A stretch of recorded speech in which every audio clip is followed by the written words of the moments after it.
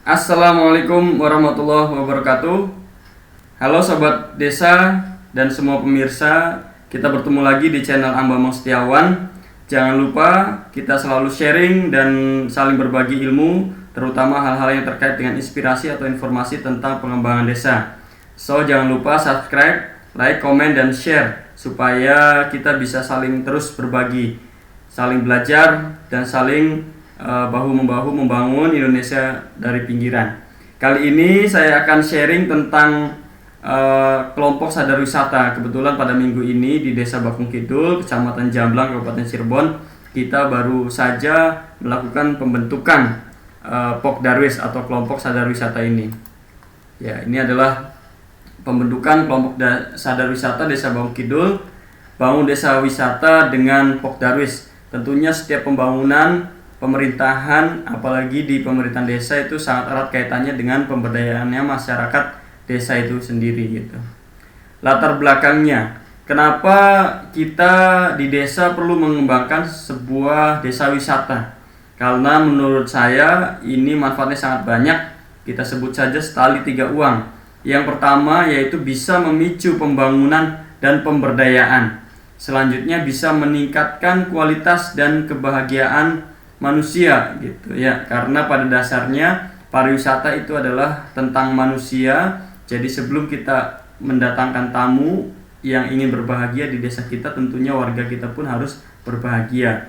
Kemudian manfaat desa wisata diantaranya membentuk mindset pembangunan yang lestari. Kemudian setelah lestari pun harus dipelihara supaya kelestarian pembangunan itu bisa terjaga. Nah, desa wisata ini alangkah baiknya harus dibangun antara pemerintah bersama dengan masyarakat, sehingga akan ada kesinambungan rasa kepemilikan, dan ini adalah merupakan pokok-pokok atau pilar-pilar terwujudnya desa wisata yang akan berkembang dengan baik. Ya, pengertian Pokdarwis secara akronim atau singkatannya yaitu kelompok sadar wisata.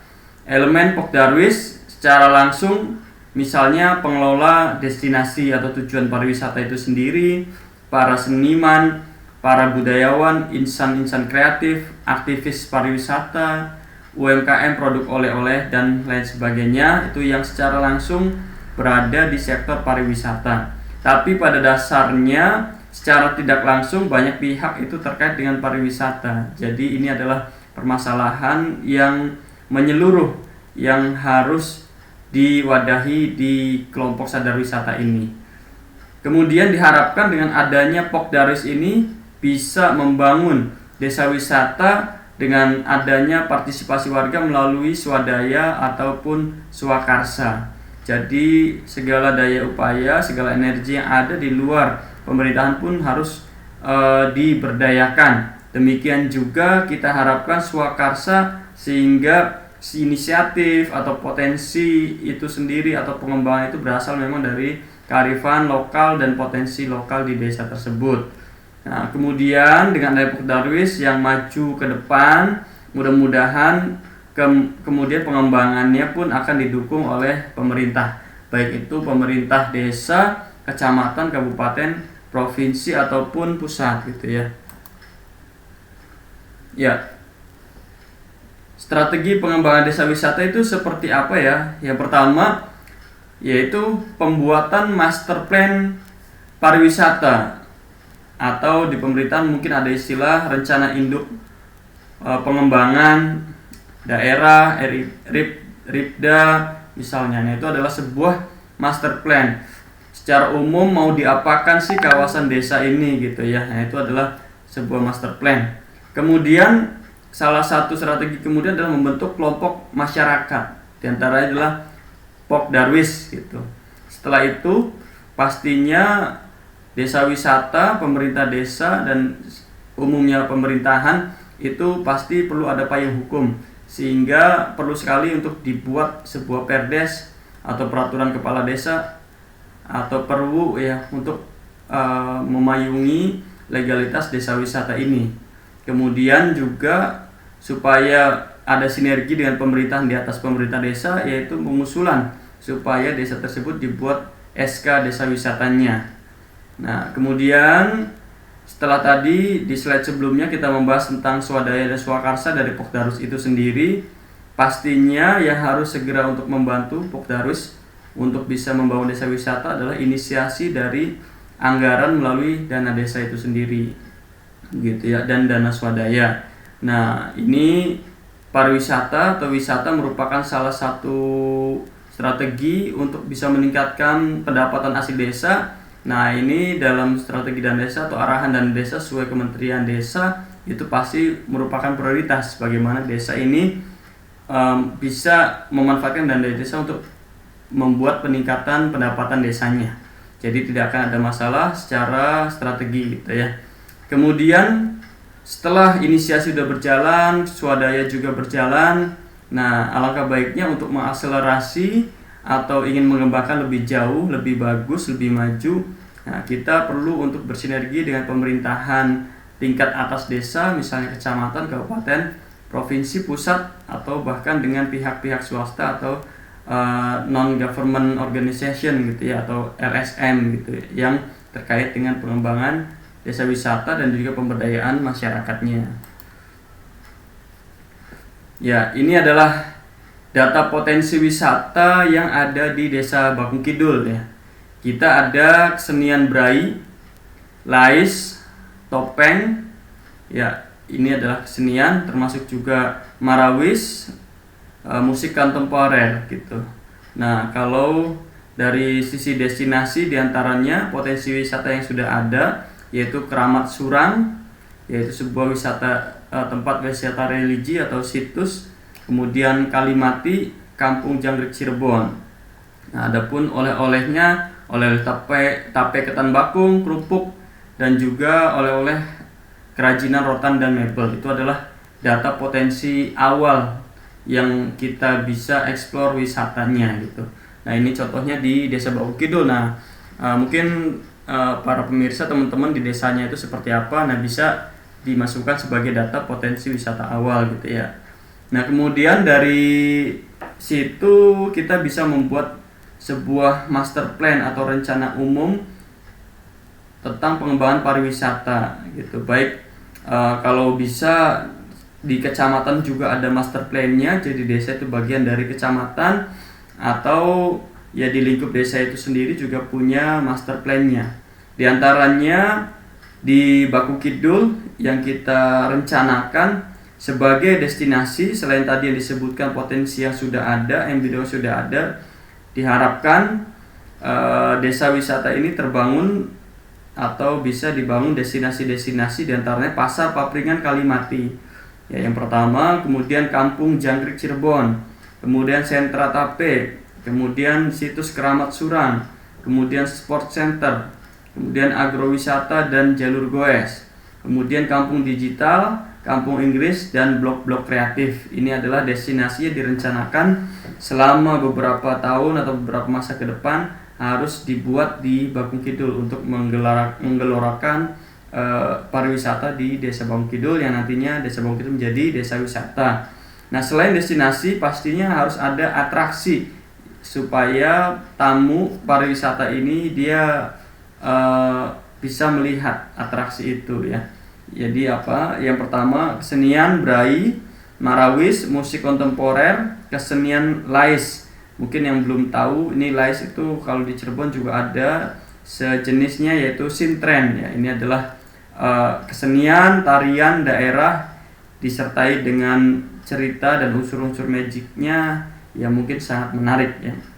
Kemudian kabaret, tari topeng, sisingaan, seni tari tradisional, upacara adat seperti ngunjung buyut, sedekah bumi, mapak sri, mider tanah. Nah, kemudian juga diharapkan ada dokumentasi atau media yang secara live ataupun bisa sebuah dokumentasi dari berbagai atraksi yang telah ditampilkan itu melalui Bakung Kidul TV. Ya, kemudian selain itu diharapkan akses juga dibenahi, yaitu jalan kabupatennya, jalan lingkungan di pemukiman warganya, jalan usaha tani karena kita juga mengangkat agrowisatanya, kemudian pastinya juga penerangan jalan umumnya gitu, dan juga drainasenya supaya tidak ada banjir gitu ya. Kemudian amenities atau unsur pelengkap yang sangat penting juga diantaranya adalah homestay, kemudian pertokoan di mana para pengunjung bisa untuk berbelanja atau bisa untuk memenuhi kebutuhannya selama berwisata, dan juga kebutuhan energi, misalnya adanya pom bensin yang representatif gitu ya. Kemudian selain dari yang tadi itu adalah ada budaya atau kultur yang harus dikembangkan. Ya, diantaranya kultur fisik dan kultur manusianya itu sendiri. Kultur fisik diantaranya saat ini pastinya akses internet sangat vital, sangat penting. Ya, sehingga desa wisata pastinya harus memiliki akses internet yang baik. Kemudian lingkungannya harus bersih. Kemudian ada unsur kesejukan dan juga ada unsur keindahan. Nah, itulah kultur fisik yang sebaiknya dimiliki oleh desa wisata. Kemudian kultur manusianya, pastinya kemampuan komunikasi. Kalau skala lokal ya minimal bahasa Indonesianya cukup fasih, cukup dimengerti, atau bahkan kalau mengundang wisatawan asing ya minimal bahasa Inggris juga itu sangat penting. Kemudian pastinya adalah unsur keamanan sehingga wisatawan atau para tamu itu merasa nyaman dan aman berada di desa kita. Kemudian ketertiban, kemudian keramahan gitu ya, ramah, murah senyum gitu ya, senyumnya harus simetris gitu ya. Nah, tidak miring gitu. Kalau miring nanti takutnya ada penyakit nih ya. Jadi itu adalah bentuk keramahan yang sangat penting. Selain destinasi yang baik, fisik yang baik, unsur jalannya baik dan lain-lain, pastinya karena ini adalah mengenai manusia pariwisata itu, maka keramahan itu juga sangat penting. Kemudian dari berbagai hal itu ya diharapkan akan timbul kenangan gitu. Jadi begitu berkesan, bahkan ketika pulang teringat-ingat dan ingin kembali lagi gitu. Nah, ini adalah struktur pengurus Pokdarwis gitu di tingkat desa. Pelindungnya adalah KU atau kepala desa, pembinaannya adalah BPD atau Badan Permusyawaratan Desa, dan tokoh-tokoh masyarakat yang relevan yang ada sudah pengalaman di bidang pariwisata, yang punya ketokohan di masyarakat sehingga bisa menggerakkan masyarakat, bisa memberikan advice yang berguna untuk para pengurus. Kemudian pengurusnya terdiri dari ketua, sekretaris, bendahara, seksi-seksi, dan anggota ya dalam kelompok sadar wisata ini. Ya, ini adalah gambaran program yang akan disusun di Pokdarwis Bakung Kidul. Yang pertama pastinya harus memenuhi database atau mengumpulkan database, karena ini sangat penting sehingga kita tahu apa saja potensi, apa saja yang dibutuhkan, bagaimana strategi ke depan, bagaimana langkah-langkahnya ini melalui database. Ada yang kita sebut sebagai subjek atau siapa-siapa saja sih yang ada yang terlibat baik secara langsung ataupun tidak langsung, baik di internal desa ataupun di luar desa yang terkait dengan Pokdarwis di desa untuk mewujudkan desa wisata tersebut. Kemudian database predikat ya, atau apa yang harus dilakukan gitu ya, atau aktivitas apa aja. Nah, itu kita sebut saja di sini istilahnya predikat. Kemudian objek ya, objek-objek siapa saja ya, ini mungkin sifatnya destinasi itu semuanya pun harus ada datanya gitu. Dan misalkan ada tahap perencanaan sampai di mana gitu, awalnya bagaimana, nah, itu juga merupakan suatu data yang harus dihimpun. Nah, kemudian setidaknya desa wisata ini dia melakukan sebuah upaya pelestarian, karena banyak sekali adat istiadat, kesenian, sejarah, budaya gitu yang sangat perlu untuk dilestarikan. Ini merupakan nilai awal upaya kita untuk membangun desa wisata, yaitu untuk melestarikan kekayaan baik fisik ataupun non fisik ataupun budaya di desa kita gitu.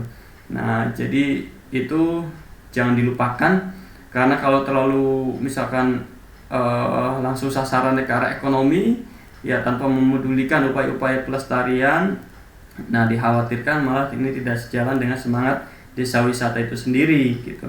Tapi kalaupun belum bernilai ekonomi secara masif atau secara maksimal, ya setidaknya kita bisa melakukan upaya pelestarian kekayaan baik alam ataupun fisik ataupun budaya di desa kita itu. Nah, kemudian selain itu juga adalah unsur pemberdayaan melalui program-program Pokdarwis mewujudkan desa wisata ini. Nah, bisa memberdayakan masyarakat pelaku pariwisata yang mungkin belum tersentuh oleh sisi pemberdayaan yang lainnya. Ya, jadi melestarikan kekayaan alam. Kadang para seniman itu sangat idealis untuk bisa menjaga warisan seni leluhur, warisan seni orang tua kita gitu. Tapi terkadang mereka kurang terberdayakan. Nah, ini juga program yang perlu disiapkan di Pokdarwis. Nah, kalau sudah begitu, sudah berjalan, selanjutnya adalah monetize atau apa-apa yang bisa kira-kira mendapatkan nilai ekonomi, yaitu coba digali dan dimunculkan. Ya, supaya dengan adanya aliran ekonomi, aliran istilahnya bisa produktif, menghasilkan keuntungan, itu bisa untuk menjadi generator untuk pengembangan desa wisata yang lainnya. Nah, pastinya masyarakat pun harus memiliki pemahaman yang baik tentang pariwisata itu sendiri. Misalkan tadi beberapa unsur kultur fisik dan non fisik, atau mungkin dirangkum dalam sebuah sabta pesona, 7 hal yang penting dilakukan gitu ya untuk membangun desa wisata. Nah, ini adalah pemahaman pariwisata. Bagaimana harus ramah, murah senyum, 3S, senyum, salam sapa, lingkungannya harus bersih, harus sejuk, harus aman, dan lain-lainnya. Nah, itu adalah sebuah pemahaman. Jangan sampai ada tamu tapi masih ada tindakan premanisme atau yang lain-lainnya yang pastinya tidak akan membuat betah tamu kita gitu ya. Jangankan tamu, mungkin warga juga kalau keadaannya tidak aman, ya pastinya tidak nyaman gitu. Kemudian ini juga penting karena di desa itu yang diutamakan adalah peran partisipasi masyarakatnya itu sendiri. Jadi tidak hanya goal oriented atau pencapaian tertentu, target tertentu itu perlu untuk dicapai, tapi juga kita tidak meninggalkan unsur-unsur pemberdayaan peran masyarakat gitu. Partisipasi masyarakat supaya masyarakat juga ikut memiliki, ikut memelihara, ikut mengembangkan sehingga ada partisipasi yang baik. Kemudian penting sekali untuk membangun sinergi dengan berbagai pihak karena tidak mungkin desa itu bisa membangun sendirian, tapi harus didukung oleh berbagai pihak, terutama dari sektor pemerintahan dan juga sektor swasta gitu ya. Kemudian pastinya untuk memperkaya ide, wawasan dan lainnya perlu program untuk melaksanakan studi banding gitu ya ke desa-desa wisata yang lain atau ke destinasi yang lainnya. Ya. Nah, jadi itu sharing kita pada kesempatan kali ini tentang Pokdarwis atau kelompok sadar wisata guna untuk mewujudkan desa wisata. Nah, menurut teman-teman sobat desa semua bagaimana nih tentang desa wisata atau desa teman-teman semua? Apakah perlu untuk mendirikan Pokdarwis, apa perlu untuk mendirikan desa wisata atau diarahkan ke arah yang lainnya, misalkan sektor industri atau sektor jasa atau yang lain-lainnya. Nah, itu adalah beberapa hal yang bisa saya sharingkan di kesempatan kali ini mengenai Pokdarwis desa wisata. Mudah-mudahan kita semua di desa-desa tetap komit untuk membangun Indonesia dari pinggiran. Kita nyalakan lilin walaupun kecil, tapi semuanya menyalakan lilin sehingga pastinya akan bisa menerangi bangsa ini dari kegelapan. Terima kasih atas perhatiannya. Mohon maaf apabila ada hal-hal yang kurang berkenan. Wallahul muwaffiq ila aqwamit thoriq. Wassalamualaikum warahmatullahi wabarakatuh.